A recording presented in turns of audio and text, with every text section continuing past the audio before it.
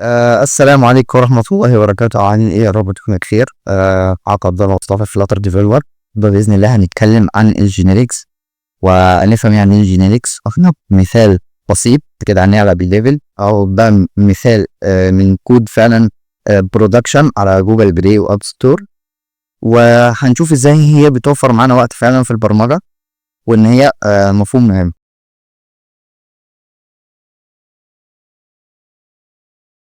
لو جينا ترجمنا كلمة جينيريك، هي معناها عام، يعني حاجة بتشيل أي حاجة. تمام، عام زي ما أنت عايز كده. ده أول حاجة. طيب تاني حاجة بالنسبة للجينيريك، هي طريقة أو مفهوم. حتى لو شفت الديفينيشن بتاعها بيقول لك اتس كونسيبت. تمام، فهي برضو مفهوم بيخليني أكتب ريوزابل كود لأي نوع داتا. يعني إيه أي نوع داتا؟ سواء كانت بيلت إن أو كاستم داتا. يعني بيلت إن زي الانتجر. الانتجر هو واحد، بس ما علينا السترينج، الدبل، الحاجات دي كلها دي حاجات بيلت ان في اللغه ذات نفسها. والكاستم اللي انت بتعملها زي مثلا تعمل كاستم لوجو ريسبونس، كاستم ساين اب ريسبونس، كاستم مثلا البروفايل، اليوزر موديل، الحاجات دي كلها فانت ديتا انت بتعملها. تمام تمام. طيب، وقلنا في اول التعريف بتاع الجينيريك ان هي مفهوم. يعني ايه مفهوم؟ يعني دي مش داتا ستراكشر، يعني مش ليست، مش ليست، مش مابا، مش ستاك، مش الحاجات دي كلها، لا، كانها هي مفهوم احنا بنطبقه. تمام تمام. يلا بينا. عندنا هنا ده مشروع فاضي ما فيهوش اي حاجه. دول اللين في اكزامبل على الحاجات ديت، حاجات بسيطه يعني، مش كاتب اي حاجه. فنان ماتيريال اب وسكافول. المهم خلينا نبدا نعمل كاونتر اب ونقفل ده ونكبر كده ونزود. طيب انا عندي 3 كلاسات: تفاح، ابل، مانج، بنانا. عندي التفاح وعندي المانجا وعندي الموز. تمام. وانا عايز اعمل لهم بوكس اشيل فيه مره شويه تفاح ومره شويه مانجو ومره شويه موز. تمام تمام. فواحد ممكن يجي له حل يقول لك انا اعمل ايه؟ انا عامل اول حاجه صندوق للتفاح. اقول له مش مشكله، هنعمل كلاس، هنعمل ابل بوكس، والابل بوكس ده هنحط فيه مثلا فاينات ابل، حط فيه تفاح. تمام. وهنسميه مثلا ابل، وهنقفله وهنحط مثلا فاينل الانت خليت كاونتر عشان يعرف كم مثلا كام كيلو مثلا. تمام. بس انا عايز اعمل الطريقه دي اهو. ده كده صندوق التفاح. فانا برضو لو عايز اعمل نفس الصندوق للثلاثه، الموضوع هيبقى غلط. ما انا ممكن اقص الحته ديت يعني، بس مفيش طريقه نحسن بيها. يعني انا كتبت كده 3 دراسات جديده. طيب افرض انا عندي نوع جديد عايز اعمله صندوق مثلا، لو مثلا خشب مثلا، عايز اشيل بقى معاهم شويه خشب مثلا. وعملت مثلا كلاس تاني اسمه عايز اشيل برضو شويه ازاز، كلاس مثلا. تمام. طب هعمل ايه؟ هعملهم صندوق تاني. فواحد يقول لك بعدين في حاجه تانية، انا عندي هنا انت تكرر وهنا تكرر وهنا تكرر 3 مرات. فواحد ممكن يقول لك ممكن نعمل حل كويس. ايه هو؟ نعمل ابستراكت كلاس اسمه بوكس، ونخلي الابل بوكس بيكستند البوكس كلاس يعني. فاحنا مش هنكتب الفاريبل ده. اقول له صح، حل كويس. ده برضه عشان تبقوا فاهمين انا قصدي ايه. انت ممكن دلوقتي واحد يقول لك ايه علاقته بالجينيركس، بس إيه، معلش امشي معايا واحده واحده. طيب هادي البوكس، هو قصده كده نعمل ابستراكت كلاس. ابستراكت كلاس نسميه بوكس. البوكس ده هيبقى فيه الفاينل ان كاونتر. تمام. ونقفل الكلاس ونعمل الكونستراكت بتاعه، والاكستنت اهو نخليه اكستند هنا. الابلود مثلا باكستند البوكس. تمام اهو. هنشيل هنا الكاونتر وهنخلي دي ريكواد، هناخدها من السطر بس. والله فعلا اقول لك صح. حلو، الحل ده جميل وفعلا وفرت معايا. بس ستيل برضه انا عامل كلاس واحد البوكس، وعامل كلاس المانجو، وعامل كلاس الموز، وهعمل كلاس الخشب، وهعمل. طيب مفيش طريقه واحده او حل ان انا اخلي الصندوق يشيل اي داتا انا محطها له على طول؟ مثلا اعمل صندوق للبوكس، بعدين اشيل مثلا، او اشيل الخشب منه واحطه بقى على طول مانجو والحاجات دي كلها. اقول لك بقى دي قوه الجينكس. ايه هي؟ هنمسح يا باشا العك كده كله مش اي لازمه، وهنسيب الكلاس بتاع البوكس، وهنشيل كلمه ابستراكت عشان هاخد منه انستنس، واقول له فاينل يا باشا، فاينل ايه مثلا، اخليه اسمه الداتا. طيب هنا يبقى نوعها ايه بقى؟ هنبقى نوعها جينيريك. ازاي بقى نكتب جينيريك؟ اكبر من، اصغر من، وحرف التي هنا، نيجي جنب كلمه فاينر ونحط حرف التي بس.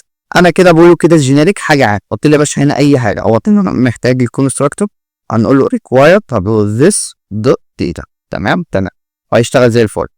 تعالوا بقى نجرب ان هو يشتغل زي الفل. void مثلا نقول تيست اهو void تيست، وهنقول له مثلا فاينر ابل ده شويه تفاح اهو بيساوي ثواني بيساوي انا عايز اعمل بوكس مالك بوكس.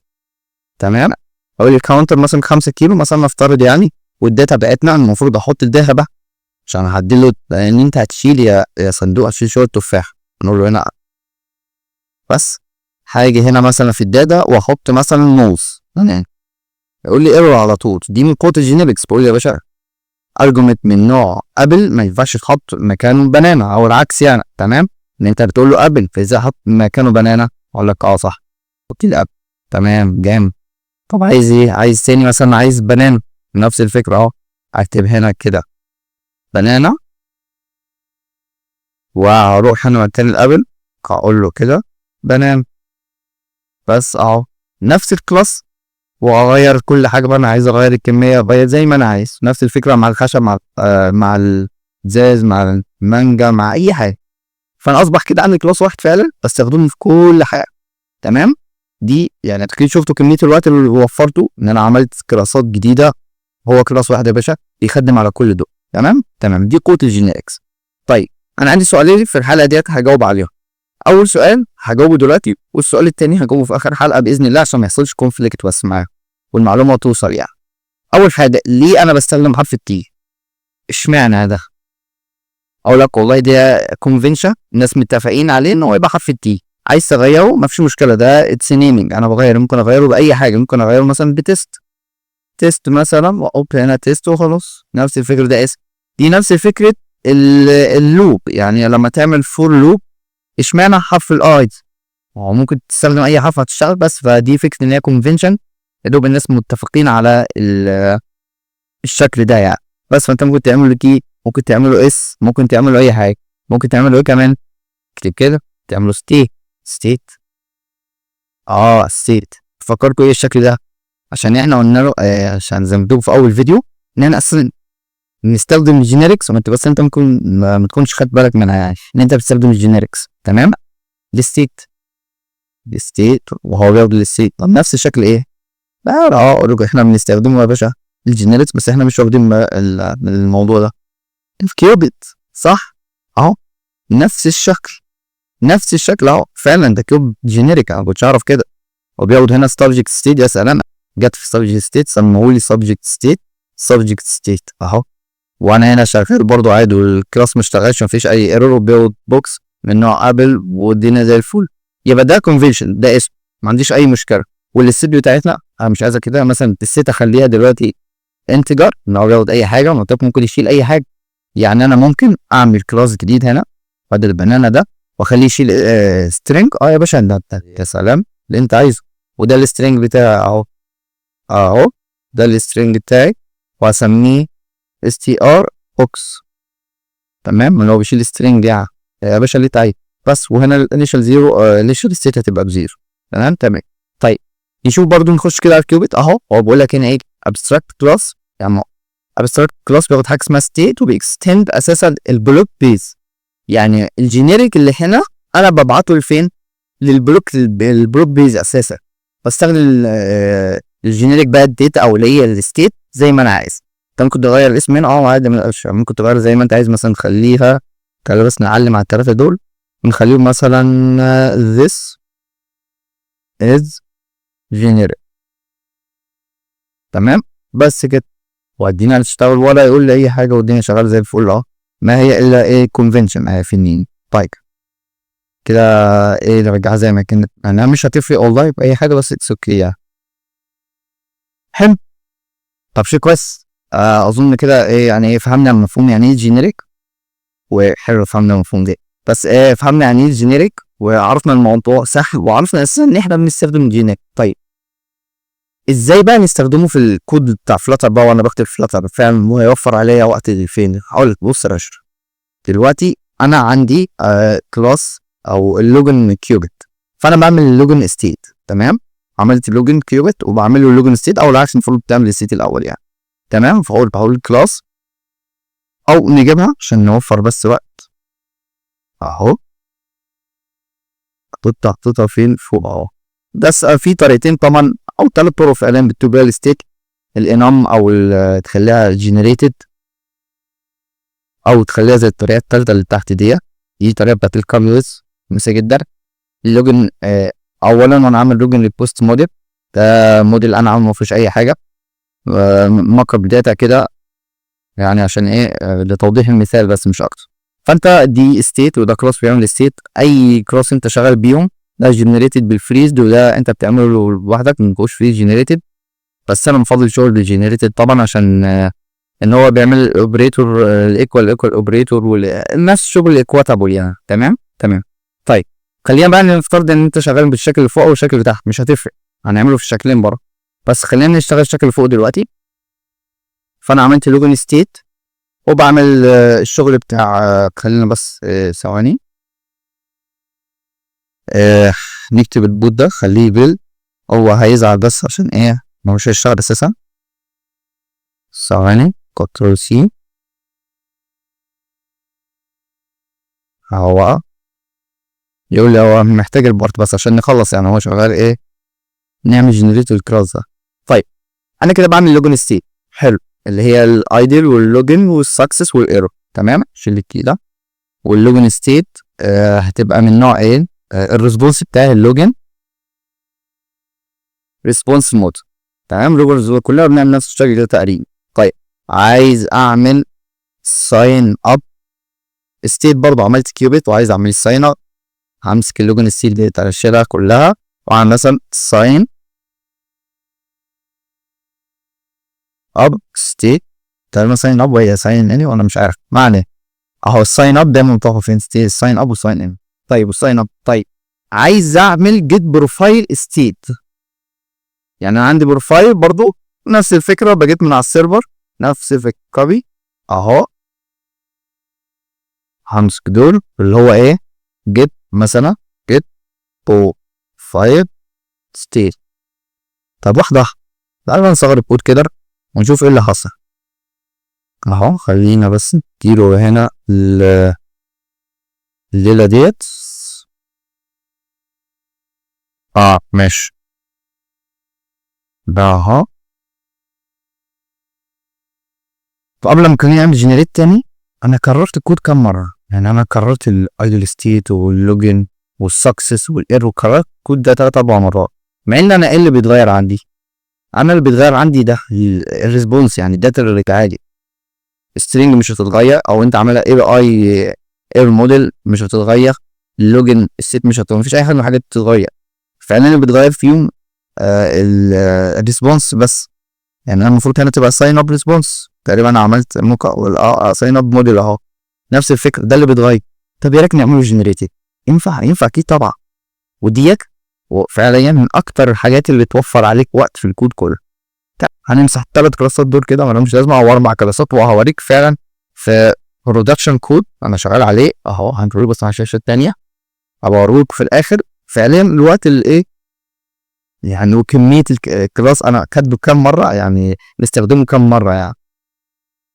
طيب عايزين دلوقتي نخليه جينيريك. اول حاجه عشان تخليه جينيريك اتفقنا التي جنب الاسم تحط حرف التي، او اشمعنى حرف التي؟ ممكن تخليه موديل مثلا اهو يا باشا زي ما انت عايز موديل. تمام، وهنا الموديل ناخده نحطه هنا جنب الميكسن عشان ده اللوجن ستيت اللي بيعمله اساسا جنريتد ميكسن، ما هو الا كلاس. تمام، وهنحطه هنا هيبقى نوع من نوع داتا موديل، الموديل اللي انت هتشيب دي ده اللي بيتغير. بس كده انا بقى عندي جنريتد او جينيريك ستيت، هنغير اسمها. ايه رايكم لو سميناه مثلا بدل هو لوجن ستيت ودي هتبقى حاجه عام، ممكن نخلوها مثلا البيز ستيت عشان نستخدمها في التطبيق كله، في الحاجات اللي فيها ال4 ستيت دول اللي هي الايدل واللوجن والسكسس والايرور، نستخدمهم في التطبيق كله. والله تقول الفكره حلوه تصدق. بس خلينا هنضيف كمان حته اللي هي الجينيريك جنب كل ستيت، عشان لما تقف مثلا على الايدل ستيت ما يقولكش من نوع دايناميك، لا يقول لك يتعرف عليها الموديل وما يحصلش اوفرلابنج من الستيتس يعني. تمام. نحطها بس في الاخر كده، نحطها هنا في الاخر بس. عايز تحطها بقى تسميها موديل، تسميها تي، تسميها اي حاجه مش هتفرق. تمام تمام. يلا بينا يا باشا اعمل لي جنريت بس. قبل ما يخلص تعالوا نكتب الجنريتد كيوبيت. ينفع يا باشا، مرتب كل حاجه تنفع انا في البرامج اهو. مثلا هنعمل جنريت كيوبيت، هنخليه برضو البيز كيوبيت او ليه نكتب كده، خلينا نفسي اهو. هنخليه برضو نكتب بس كيوبيت وهو يكتب لون على طول اهو.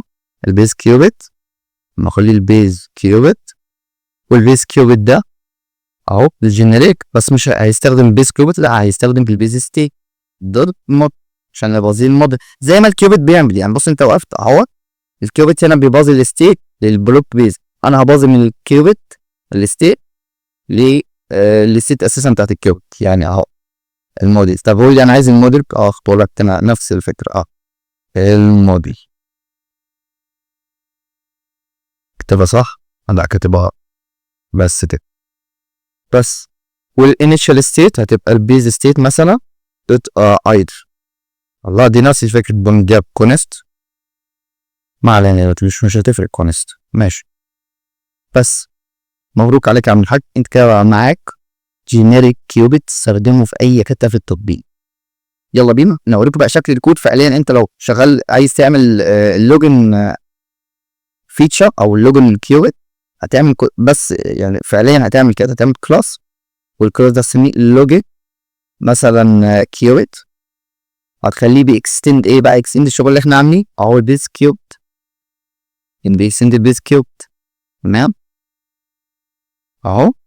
واللوجن بيبقى من نوع الريسبونس اللي جاي، الريسبونس اللي جاي هتبقى من نوع اللوجن ريسبونس على حسب انت عامله ايه لوجن ريسبونس. بس كده يا باشا، ده فعليا الكلاس كده مع خلاص عملت كيوبيت هنا، بعرف اكسسه من اي حته واعمل له بروفايد واعمل له كل حاجه. تمام تمام. فعليا تاخدوها بالبساطه دي. ايوه فعليا الموضوع بالبساطه دي مش حاجه يعني. اوريك هنا فين ده اللوجن ستيت اهي، وعاملين جينيريك برضه نفس الفكره. المودلز مش عايز المودلز اهي، برضه حطيت حرف التي از ستيت، حطيت ممكن نغير الاسم بس افتحها عشان ما يحصلش ايرور، عشان هو ده ضرب الايرور كده مثلا تيست ستيت نفس الفكره. التي انه فعلا دي الداتا الوحيده اللي بتتغير، والكوبي ويز نفس الفكره نفس كل حاجه. تمام تمام. طيب وهادي الكيوبيت اهو. فين ده الليسنر هوريه لكم بعدين. بس كده فعلا خلاص دي الحاجه اللي كنت عايز اوريها لكم يعني. يعتبر كده الفيديو خلص، بس بقى في كام حاجه بقى هنشوف بقى ازاي بنعمل الليسنر، نعمل بيز كيوبيت ليسنر. ايوه عشان يلسن لاي حاجه برضو. انت عملت كده الستيت بتاعتك وعملت كيوبيت الاساسي وعملت الشغل بتاعك. يعني هوريك كود انا مستخدمه مثلا فين، بس من الشاشه الثانيه.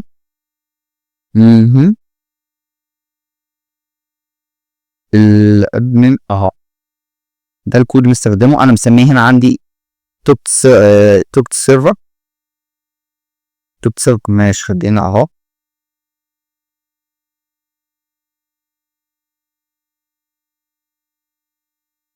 انا عندي بعدين ثواني ما قلت كنت جبتها وخلاص اهو. انا عامل مثلا ده هنا بجيب ستاتستيك للادمن اليوزر والحاجات دي، عندك كام يوزر والحاجات دي كلها. ده الريبو اللي انا مستخدمه الادمن هوم ريبو امبلمنت. تمام زي ما احنا عارفين مش مشكله الحاجات دي فانكشن بسيطه كده ستاتستيك. على فكره ممكن اخلي الفانكشن دي انجينيري برضه، بس حسيت ان هي مش هتبقى الطف حاجه. وعملت هنا بقول له سيت لودنج ستيك.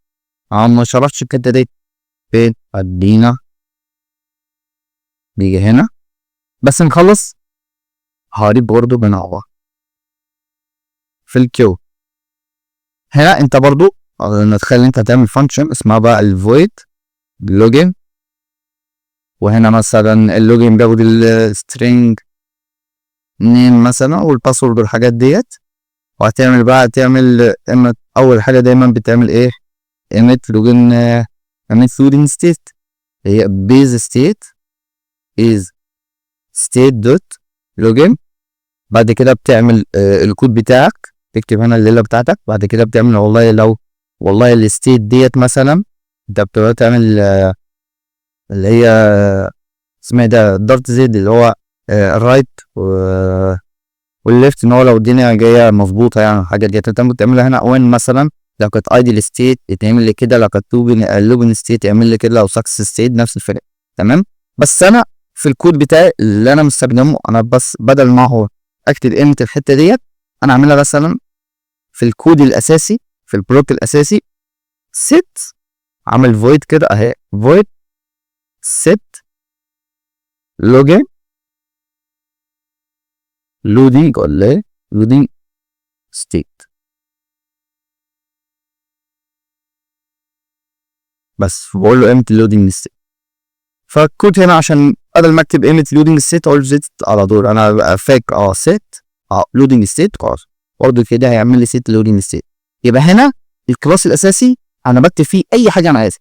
فلا اي حاجه لو انت عايز مثلا تحط ان هو فاينل تعمل فاينل وتكتب هنا نوع تاني جينيريك تاني في جي مثلا او الريبو تخلي هنا كده تكتب ريبو والريبو ده مثلا هيبقى ريبو مثلا وتخلي الريبو ده الجينيريك وتتباظى من فوق مع الموديل. ينفع تعمل اللي انت عايزه يا باشا.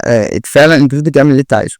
طيب كمان نكمل شاب بس في الكيوبيت اللي هنا وريه الشك في الستاتستيك اهو كده.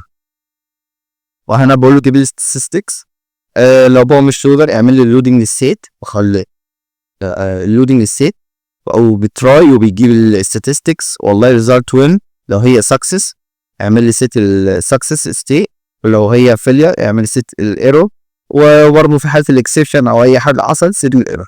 تمام. ده فعليا كده الكيوبيت بتاعي مفيش ستيت يعني انا مش كاتب ستيت مش كاتب اي حاجه. بس احنا فعليا كده خلصنا اهم حاجه واهم جزء.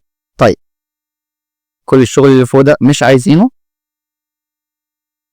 ماشي. كل الشغل اللي فوق ده كده مش عايزينه وكده فهمنا يعني ايه بيس كيوبيت وعرفنا ازاي نكتب لوجن كيوبيت. ممكن تكتب هنا برضو نفس الفكره تاخده كده كوبي وتعمل جيت يوزر مثلا يوزر وفايل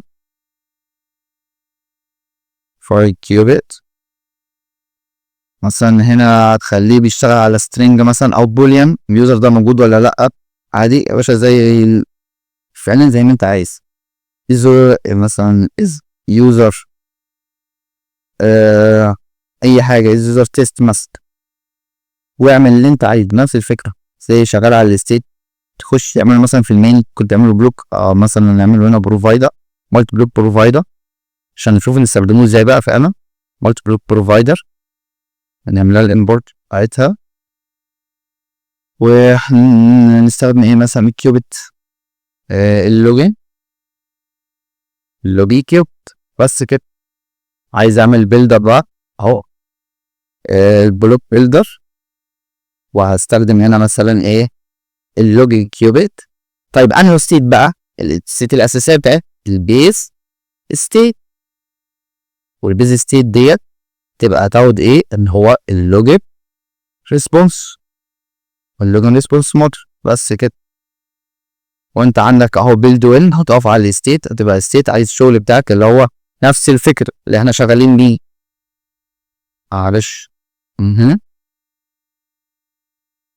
تقول هنا كده ستيت دوت وين خليها وين عشان ايه تشوف برضه كل حاجه ان هو حته ايدل ان هو مفيش اي حاجه وخليه ريتيرن على طول اهو في حاله ان هو السكسس مثلا او اللودنج هنا بقى شو سيركل انديكيتور والحاجات ديت اي حاجه انت فعلا لودنج بروجرس انديكيتور والله كان اسمها ايه سيركل انديكيتور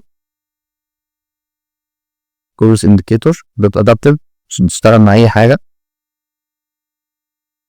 هو بس كده انت عندك الكود ده فهمتوا الفكره بس طيب ازاي بقى نعمل بلوك ليست عشان يبقى خلصت حته البلوك دي، تسيبوا بقى تعيش وبقى خلصنا الفيديو. قبل طبعا يفضل لنا نجاوب ليه ما نستخدمش الدايناميك، ونعرف قوه الجينيريك وان هي احسن في البرفورمانس والحاجات دي كلها.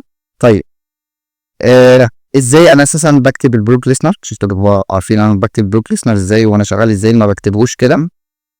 وكل ما اقول اسم البلوك ليسنر نفتكر المصارع بتاع البلوك ليسنر، بس ما عليه. ماشي. ازاي انا بعمل بلوك ليسنر؟ انا بعمله في كلاس منفصل، يعني انا بعمل ماسك كلاس اسمه مثلا اللوجن كله او كيوبيك، خليك كيوبيك ده كيوبيك ليسنر. وهنبص المفروض ناخدها كده عشان ننجز بس. بعمل ستيتس ويدجت اساسا وهنا مثلا بخليه اعمل له راب ليسنر، وبعمل استدعاء البوك ليسنر، وهنا التشايلد بتاعنا بيبقى سايز بوكس شريك بس، وباخد الكلاس ده سايز بوكس شرينج، وباخد الكلاس ده او البوك ليسنر هنا بقى مثلا بعمله اسمه ايه ده كولوم، بحطه في الاخر. تمام. بس دي الطريقه اللي انا بستخدمها للبلوك ليست. تقريبا معظمنا بيستخدم نفس الطريقه ديت، بدل ما اعمل له راب هنا بخلي شكل الكود يعني احسن عشان اكتب اللوجيك هنا في الليسنر زي ما انا عايز، يعني ايه اخلي شكل الكود الطف، يعني كلين كود يعني الشغل ده. تمام. طيب ايه ده نفس الشكل ده البلوك ليست برضه جينيريك. ايوه يا باشا، ده كلها شغاله بالجينيريك. بديله نوع كيوبيك والسبجكت ستيت ده هو بيبقى عايز ستيت والبلوك والستيت بتاعه. طيب ما احنا ممكن نعمل واحد. طب يا باشا انت عايز ايه؟ انت عايز كيوبيك. طيب سي هنسميه مثلا كيوبيك، هنسميه سي كده. وعايز الستيت او الستيت هنخليه اس.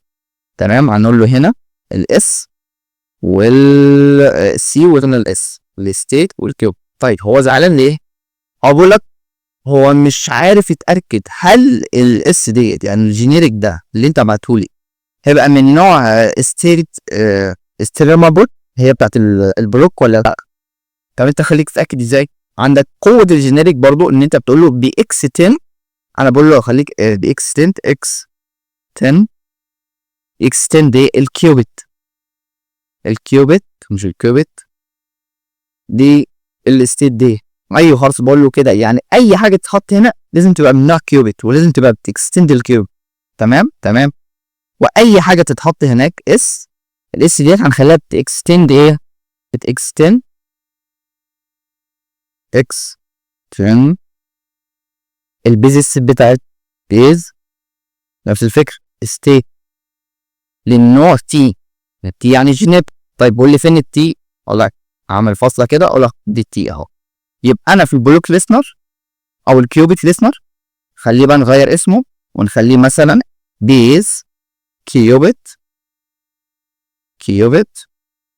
ليسنر بيز كيوبيت ليسنر. تمام. يبقى في بيز كيوبيت ليسنر بديله الكيوبيت وبديله الستيت وبديله الموديل اللي انا شغال عليه عشان اتاكد ان الموديل ده نفسه الموديل ده عشان ما يحصلش اي ايرور. يعني انا بتاكد انا بديك الايرور قصدي بديك الموديل ما فيش اي ايرور ممكن يحصل. تمام. طيب هيقول لي هنا غيرناها بيز ستيت ده كده البيز ستيت خلاص خلصناها وبقى عندنا كده البيز ستيت فعليا مع البيز كيوبيت. يبقى انا كده عندي الثلاثه هنا مع بعض والدنيا كده زي الفل.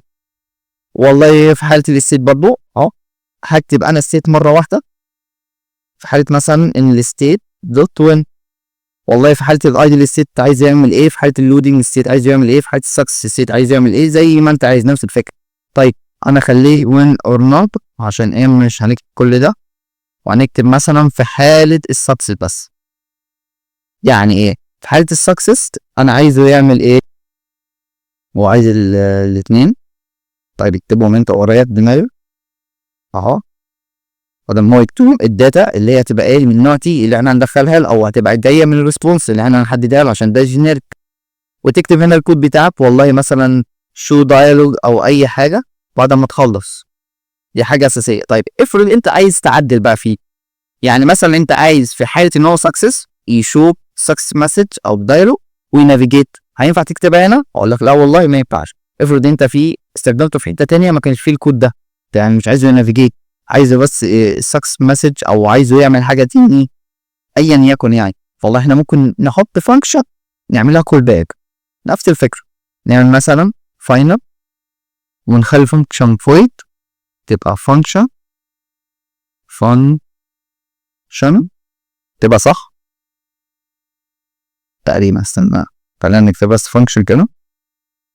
اي فانكشن اهو جو صح، ما علينا. تبقى فاينل وفويد بالنو فانكشن، وهنسميها مثلا on success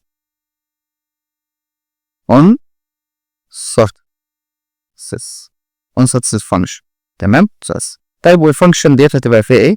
يبقى فيها نوع الداتا اللي هي في حاله والله عشان لو عايز تستخدم الداتا ديت في حاله ان انت ايه، ونخليها نربع في حاله ان انت عايز تعدل داتا او تضيف حاجه جديده يعني. تمام.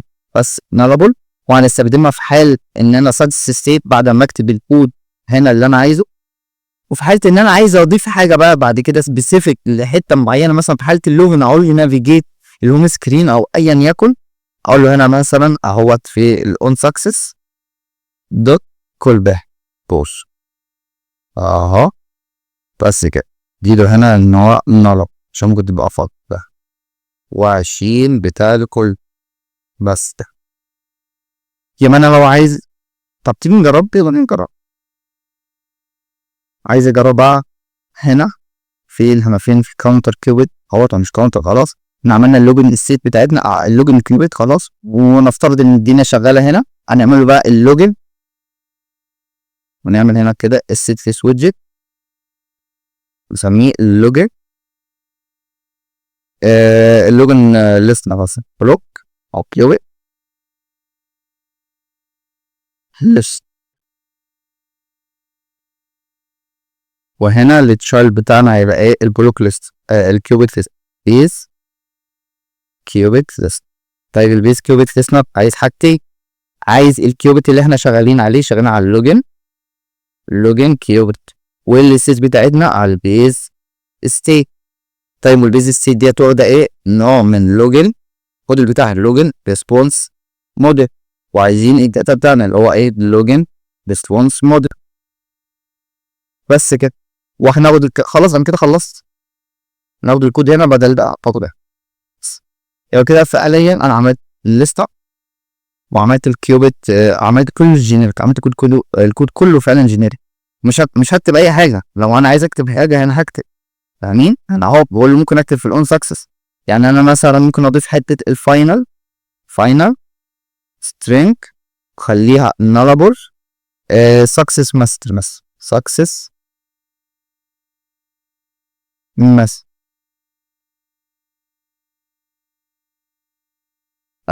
هتبان هنا. لو انا عايز اعدلها اهو سكسس مسج، عايز تضيف سكسس مسج على حسب مثلا انت بتقول له هنا شو دايلوج، عملت كده تقول له هنا شو دايلوج اباوت دايلوج والكونتكست والحاجات دي كلها، وعايز تقول له مثلا المسج دي المسج اللي قرأت في حاله الايرور برضه في حاله الحاجات دي كلها. بس خلاص ده كده الليسن يا باشا، ده كده كود الليسن بتاعك خلاص كده زي الفل. بس فيا رب الدنيا تكون وضحت، ويعني اللي عنده اي سؤال يسالني حاجه مش فاهمها، في معلومه مش واضحه، اي حاجه من الحاجات ديت على طول تخش تواصل معايا. طيب في مثال تاني بس مش هشرح، بس هشوف اوريك بس الشكل عامل ازاي، وان هو فعلا بيوفر عليا وقت. الهايب وانت بتعمل، كلنا بنعمل هايب وعايز تعمل لوكال ستورج والحاجات دي. طيب ده شكل كود، شوف 1 2 3 الثلاث سطور دول نفترض مش سطر يعني عشان ايه يبقوا 3 سطور فعليا.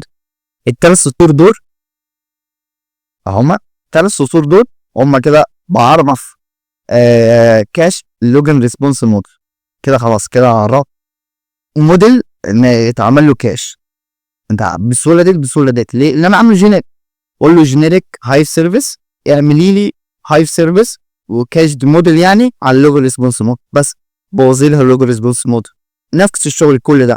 وهنا بعمل له الانت ان هو يشتغل، كاتب كود جينيريك.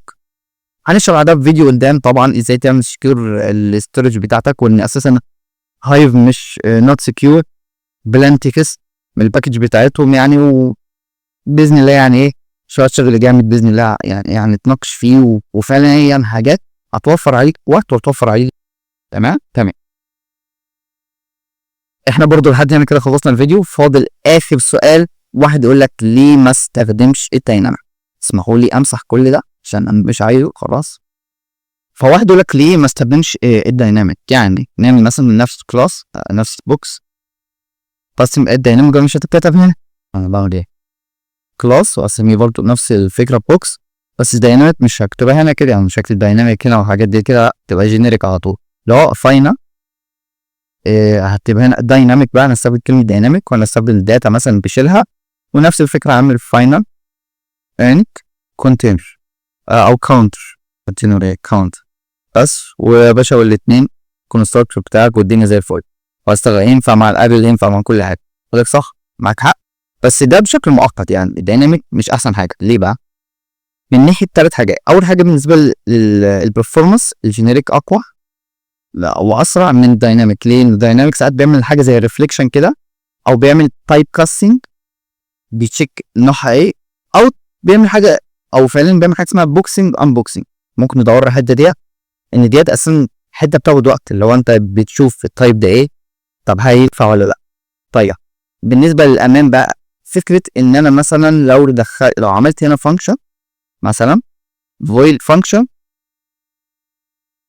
والفانكشن ديت مثلا نسميها تيست، وفانكشن ديت انا باخد الدايناميك داتا ديت مثلا وبعملها لينس مثلا الفيرست او الحاجات ديت، بعمل عمليه على الداتا. فنفترض ان انا عمليه بدخله بس انتجر او دبل او شغال على الارقام، وجيت دخلت له سترينج، على طول هيعمل لك مشكله فين؟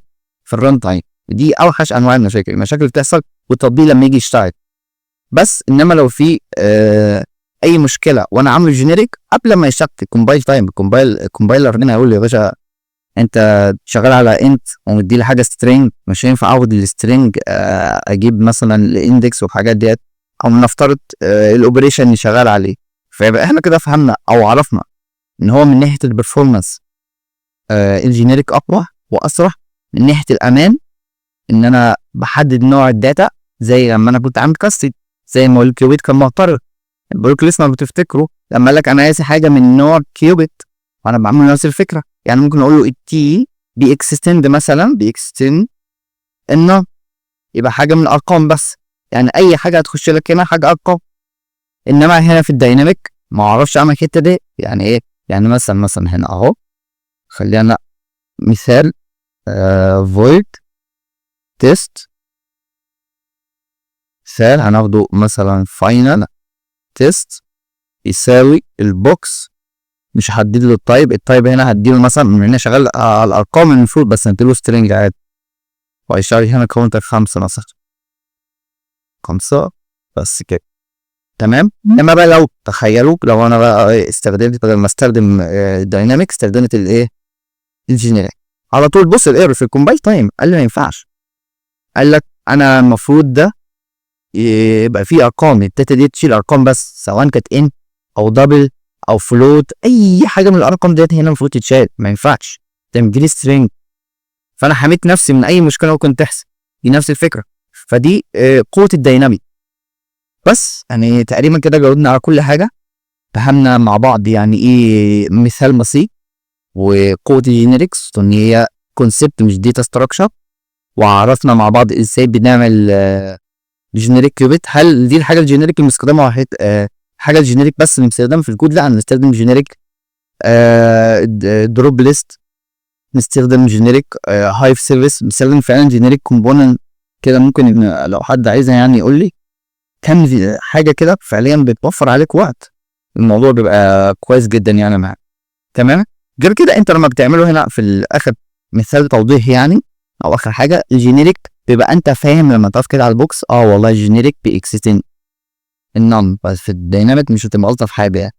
هو نوعا ما الديناميك بيخلي الكود مبهم، ديناميك اي حاجه، لا الجينيريك بقى بقول له حاجه من نوع كده بس.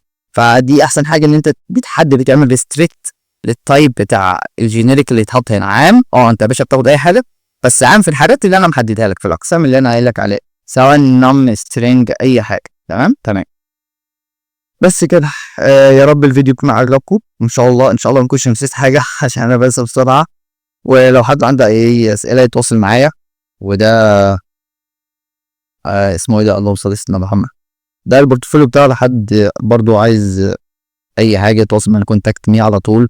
ويتفرج على الفيديو ازاي انا عامل فيديو اساسا اهو، ازاي اشرح انا عملت بورتفوليو زي ده وانا واحد فريلانسر ديفلوبر عامله نيكست جي اس نيتف، وانا ما كنتش اعرف حاجه في النيتف، ويعني بنناقش شويه حاجات حلوه. غير كده اخر حاجه الصوت، هتلاقوني مثلا بتك في الصوت شويه والحاجات.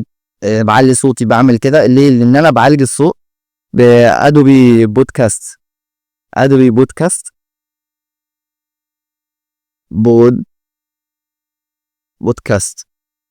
هو بيعالج الصوت صراحه، يعني حاجه ما شاء الله كويسه جدا. انتم بتستخدموه، هو فور فري الحمد لله، بس ليك ساعه في اليوم.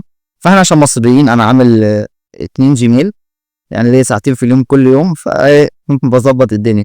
هو ساعات بيخلي الصوت رفيع سنه، حروف متاكله، بس يعني احسن صراحه من ان انتوا تسمعوا الصوت الاساسي بالايكو بالنويز اللي بتبقى حواليا بالحاجات دي كلها.